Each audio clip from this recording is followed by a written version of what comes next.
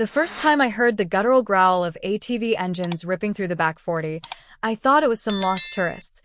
Maybe a bunch of city folks who'd taken a wrong turn off the main trail and stumbled onto my land. But then I saw her. Karen. Perched atop a gleaming four-wheeler like some suburban Cleopatra, her designer sunglasses glinting in the morning sun, her manicured fingers wrapped around the handles like she owned the place.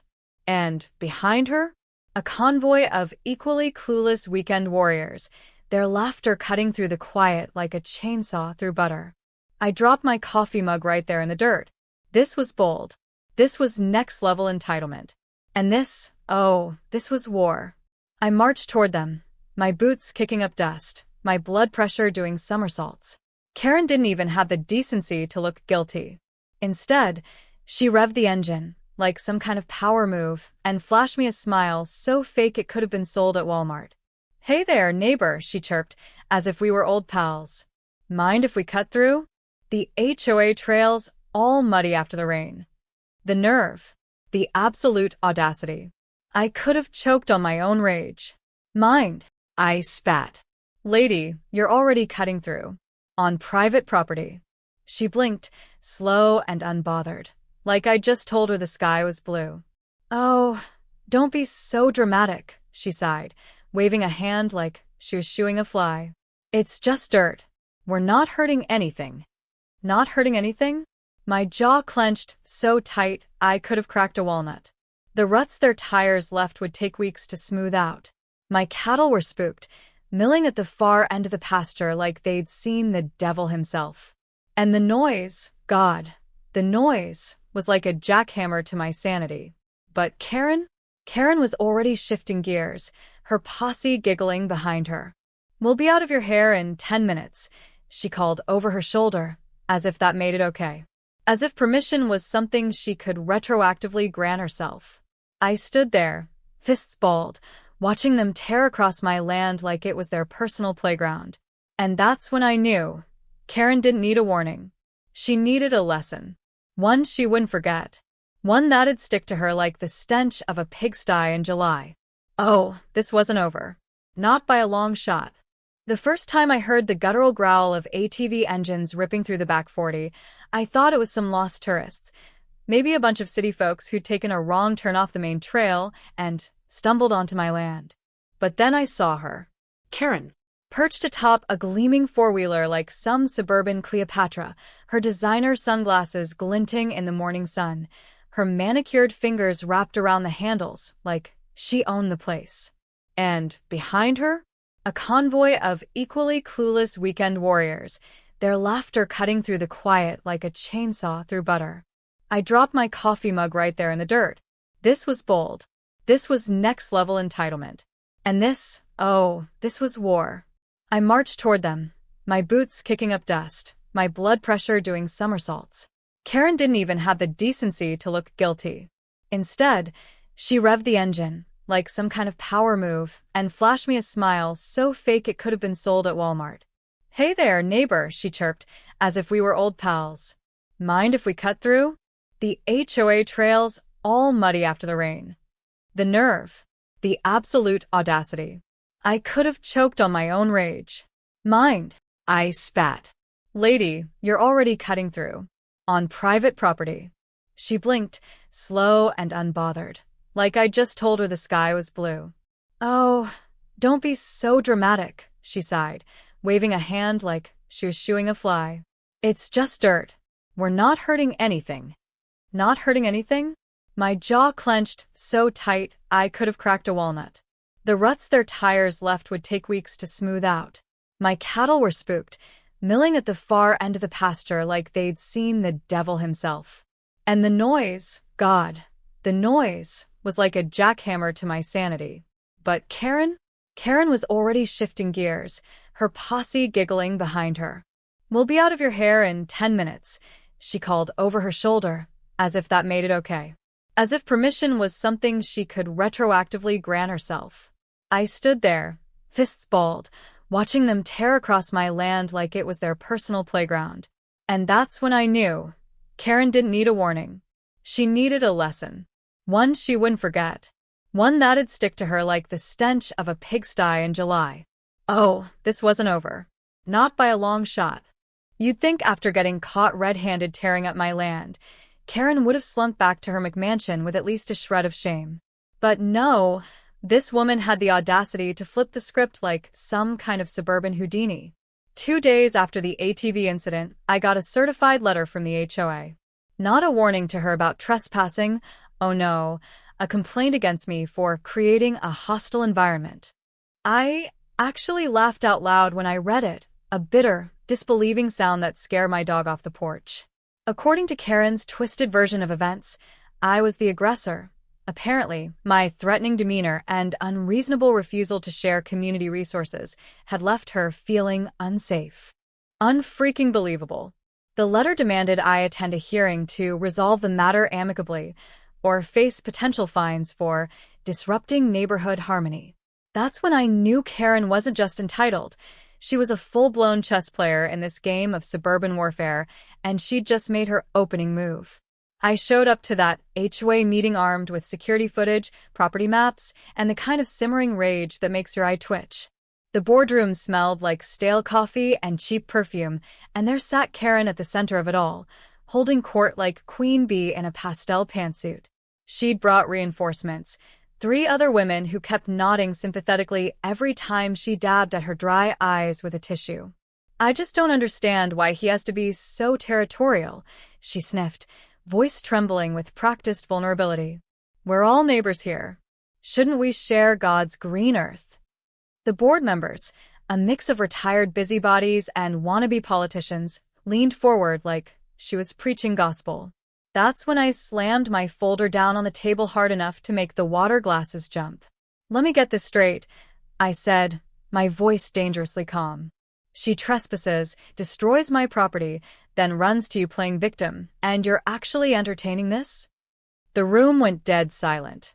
I threw the security footage up on the screen, Karen and her crew doing donuts in my north pasture, laughing while their ATVs chewed up the grass. I passed around photos of the deep ruts left behind, the broken fence line my cattle nearly escaped through. Then I dropped the mic, county land records proving the trail was 200 feet inside my property line. The board chair, a prune-faced man named Gerald, started sweating visibly.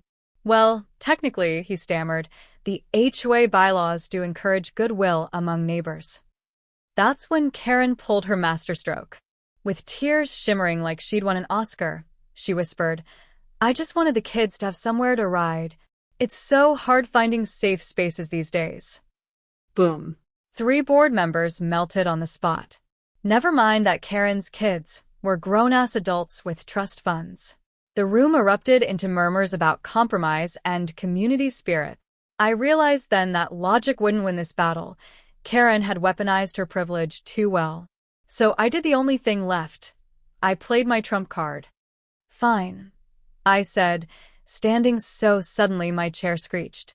"You want a community trail? I'll give you a trail." The way Karen's smug smile faltered? Priceless. She knew, somehow she knew, she'd just outsmarted herself. Because what I didn't say in that meeting, my pigs had just finished their new pen, right along the old ATV path. The moment I walked out of that HOA meeting, my mind was already spinning with blueprints for the most beautiful petty revenge this side of the Mississippi. See, I'd been planning to expand my pig pen anyway. Bessie and the girls had outgrown their current setup, and with the new litter of piglets coming in, I needed more space. Funny how fate works, isn't it? Because the perfect spot for expansion just happened to be right along the exact stretch of land Karen and her merry band of trespassers loved so much. I'm not saying it was divine intervention, but if the good Lord himself had ascended from the heavens with a shovel and said, "Make it stinky, my child," I couldn't have been more inspired.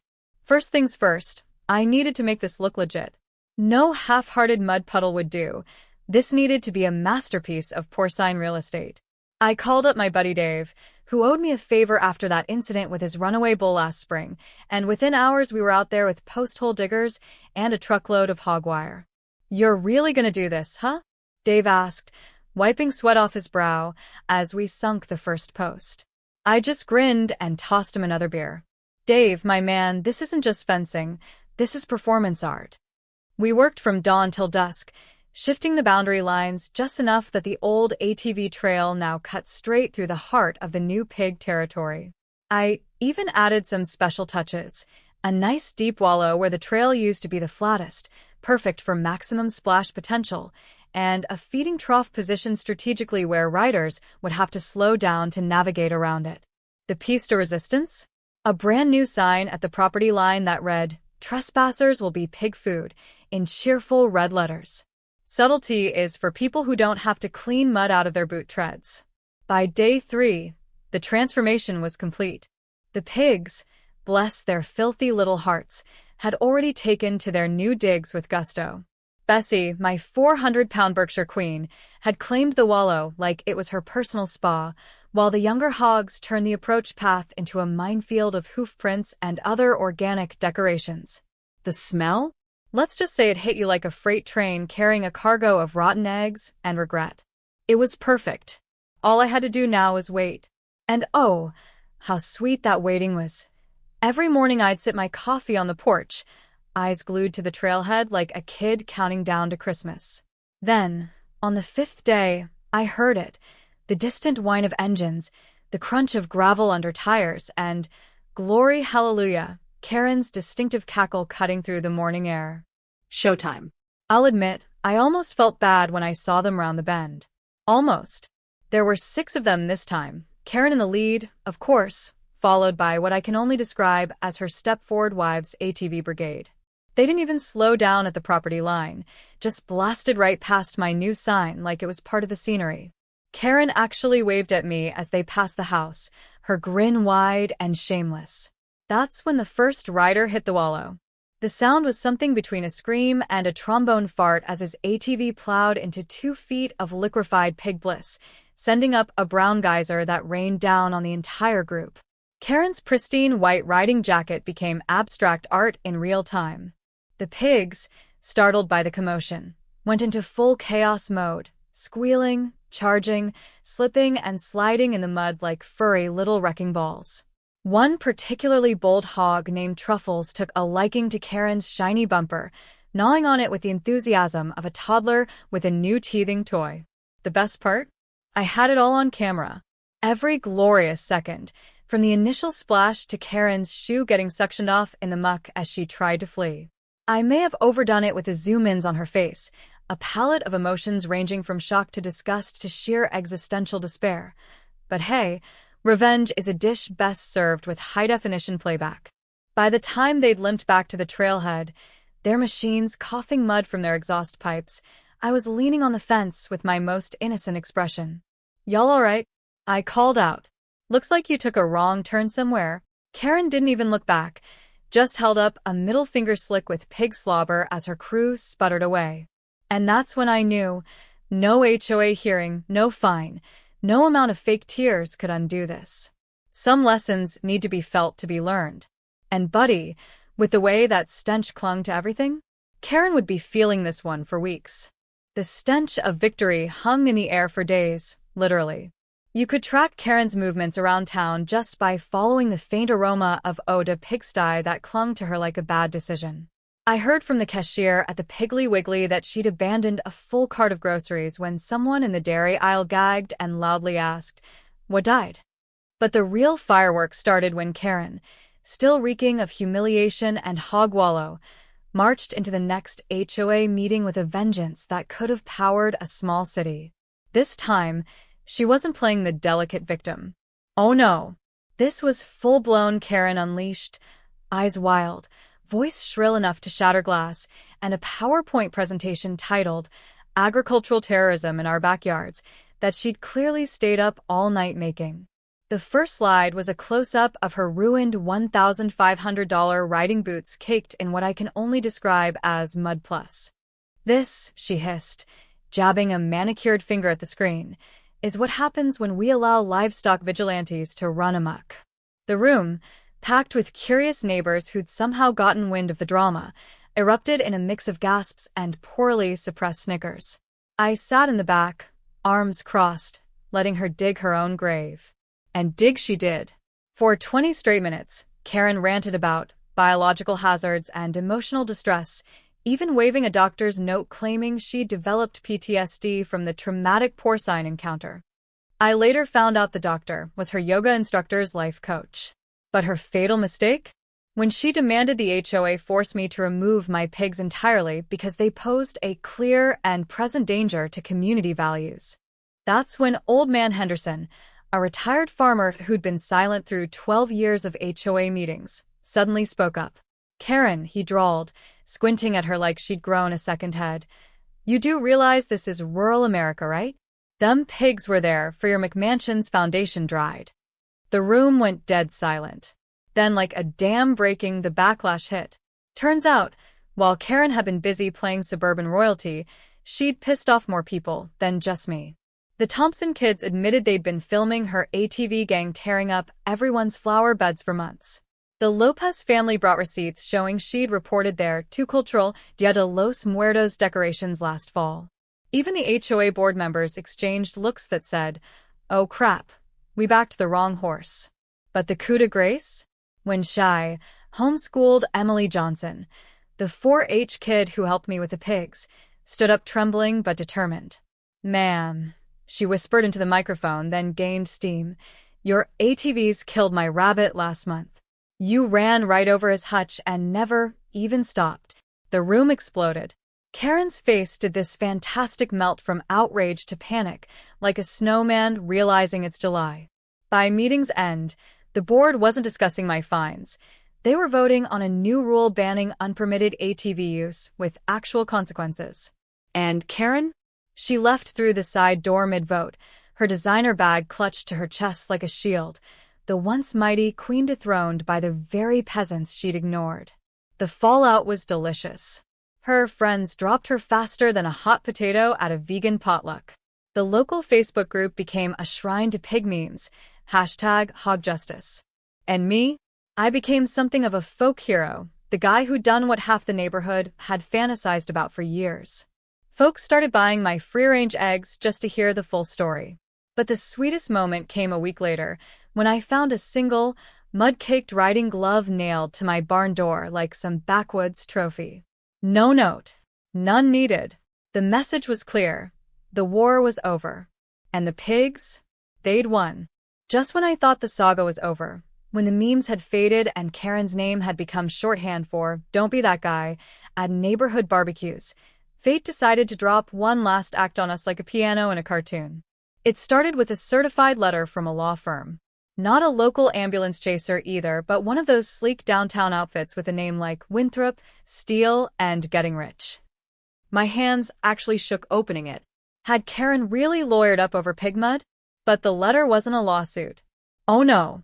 It was a cease and desist demanding I take down my defamatory YouTube video about the incident, which, by the way, had quietly racked up 2.3 million views and turned my channel into a monetized beast. Apparently, Karen's reputation as a community leader, her words, gag, had suffered irreparable harm, and she wanted the video gone or she'd sue for emotional damages and loss of social standing. I nearly choked on my sweet tea reading that last part. Loss of social standing? Lady, the only people still returning your calls are telemarketers and your divorce lawyer. But here's where it got juicy. Instead of panicking, I did 3 things. First, I called my cousin Vinny, actual lawyer, not the movie one. Second, I dug up every piece of evidence, the trespassing footage, the HOA complaints, even security cam clips of Karen keying a Tesla last 4th of July. Long story. Third, and most importantly, I uploaded everything to a new video titled Karen's Final Chapter, the documentary. Then I waited. The internet did what the internet does. Within hours, #PigstyJustice was trending. News outlets picked it up. Country boy outsmarts HOA queen in viral feud. Karen's legal threat became the laughingstock of Reddit, with actual lawyers dissecting why her case had less chance than a snowball in hell. But the twist? The twist came when a producer from one of those reality TV shows about small-town drama slid into my DMs. They wanted to turn the whole thing into a series, HOA Wars. Country versus Karen. I about fell out of my chair. Karen's reaction? Nuclear doesn't begin to cover it. She showed up at my gate, on foot this time, having clearly learned her ATV lesson, screaming about exploitation and invasion of privacy. The irony was thicker than the mud on her old boots. I just hit record on my phone and smiled. "Karen," I said, real slow like I was explaining algebra to a golden retriever, "you sued me for telling the truth. Now America wants to hear more. That's not my fault. That's capitalism, baby." The way her face crumpled? Art. Picasso level. She spun on her heel, nearly eating gravel in the process, and vanished into what I can only assume is a life of bitter obscurity, her name forever etched in the annals of petty internet history. As for me, let's just say the pigs got a fancy new barn from the YouTube revenue. The HOA rewrote their bylaws to exclude frivolous complaints, and I've got a standing offer to host Judge Judy if she ever does rural episodes. The moral? Don't start wars you can't win, especially not with someone who owns a backhoe, a YouTube account, and a grudge the size of Texas. And if you do, well, make sure your lawyer's better than your writing skills. Months after the dust settled, or more accurately, after the pig slop dried, the ripple effects of the Great Karen War continued to reshape our little corner of the world in ways nobody could have predicted. Let's start with the obvious. Karen moved. Not just to a different neighborhood, but a whole different state, Arizona, according to the UPS guy who handled her forwarding mail. Rumor has it she tried to sue the HOA there before even closing on her new house, something about the cactus arrangement, violating her sightlines. Some people never learn. Meanwhile, her old McMansion sat empty for weeks, the for sale sign out front slowly being reclaimed by weeds, poetic justice, if you ask me, until a young family from California bought it, vegan hippies who turned the lawn into a pollinator garden and asked to borrow my pigs for natural fertilizer. Irony's a beautiful thing. But the real shocker? I became the unofficial mayor of the neighborhood.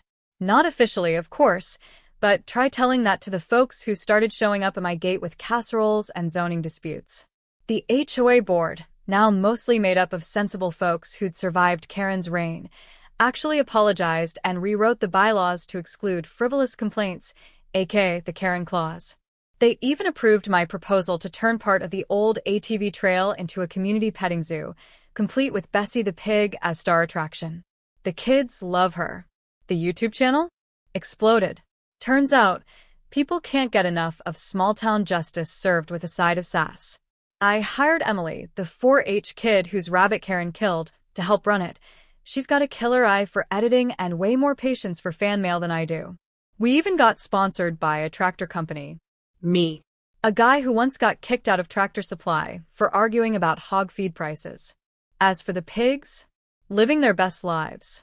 Bessie got featured in the local paper, From Mud to Fame, the pig who toppled a tyrant, and the piglets born that spring all got named after internet memes. Karen's Revenge, Cease and Desist, #Justice.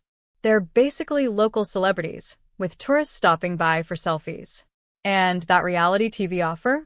We're in development, which in Hollywood terms means a bunch of guys in loafers keep flying out to brainstorm while eating all my barbecue. I don't care if it ever airs. The per diem alone pays for the pig's organic feed. But here's the kicker. The twist nobody saw coming. Last month, I got a letter. From Karen. No lawyer letterhead this time, just plain paper with shaky handwriting. She didn't apologize, of course not, but she did admit something shocking. I watched her videos. All of them. Said she'd been reflecting. Even weirder? She's now running an anti-HOA TikTok channel in Arizona, ranting about government overreach. The hypocrisy should sting, but honestly, I kinda respect the grift. Somewhere along the way, Karen became self-aware. Or maybe she just found a new crowd to manipulate. Either way, the cycle continues. And me? I'm just the guy with the pigs, the platform, and a story that still makes folks howl with laughter. Oh, and that original Pigsty Revenge video? Currently at 8.7 million views. Karen's cease and desist letter is framed above my desk. The ultimate trophy. Just when I thought the Karen saga had reached its happily ever after, life threw a plot twist so wild even my pigs stopped mid-wallowing to pay attention. It started with a luxury SUV, the kind that costs more than my barn and all its inhabitants combined, rolling up my driveway one Tuesday morning, kicking up gravel like it owned the place. The door opened, and out stepped a woman who could only be described as Karen Prime. Same icy blonde bob, same pursed lip expression of someone perpetually smelling expired milk, but with an extra layer of something terrifying: generational entitlement. "You must be the young man who humiliated my daughter," she announced, adjusting her diamond-studded sunglasses like she was a Marvel villain revealing her true form. I'll admit it, my first instinct was to grab a pitchfork. My second? To hit record on my phone. Because if there's one thing I've learned, it's that lightning does strike twice, and this woman was a walking conductor rod of drama.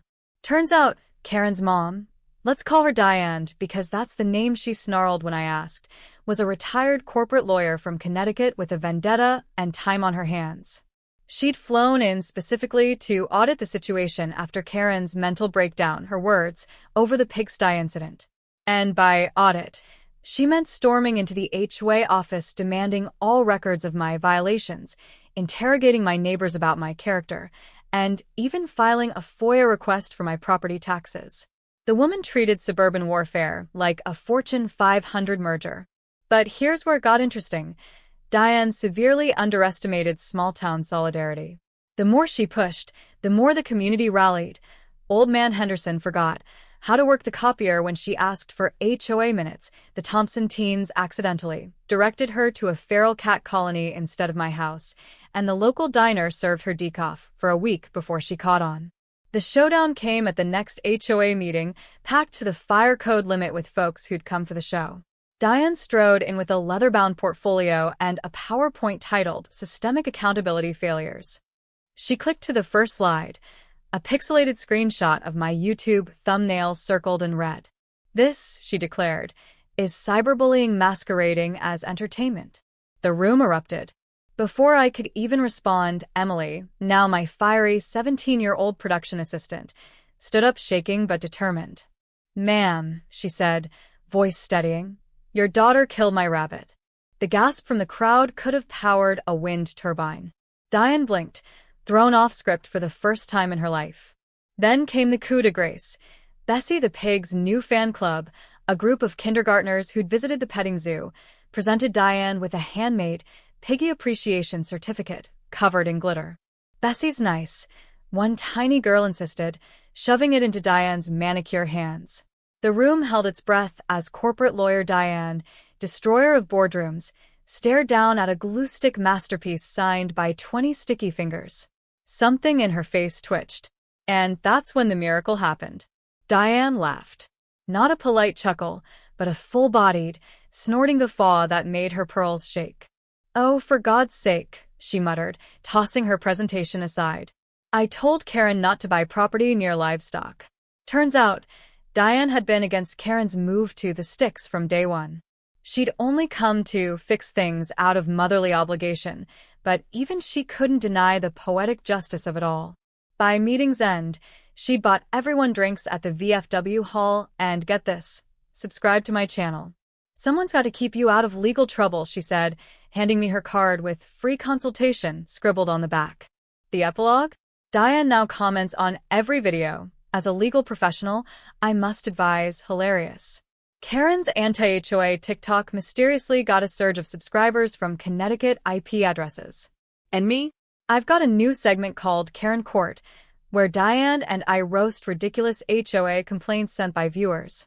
The pigs? Unbothered. Magnificent. Still rolling in their fame, and the occasional organic snack from Diane's care packages. Some stories don't end. They just level up. You know how they say karma's a boomerang? Well, mine came back disguised as a 300-pound alpaca named Sirloin. Yes, really, who showed up in my pumpkin patch one October morning like some kind of fleecy, avenging angel. At first, I thought the sleep deprivation was getting to me, thanks to newborn piglets keeping me up all night. But no.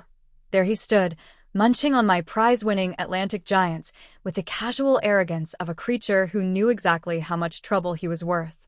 Turns out, Sirloin belonged to none other than Karen's former best friend, Jessica, who'd moved into the neighborhood 6 months after Karen's grand exit and, plot twist, hated her guts. She stole my souffle recipe and passed it off as her own at the 2018 Country Club potluck, Jessica hissed when she came to retrieve sirloin, as if this explained everything.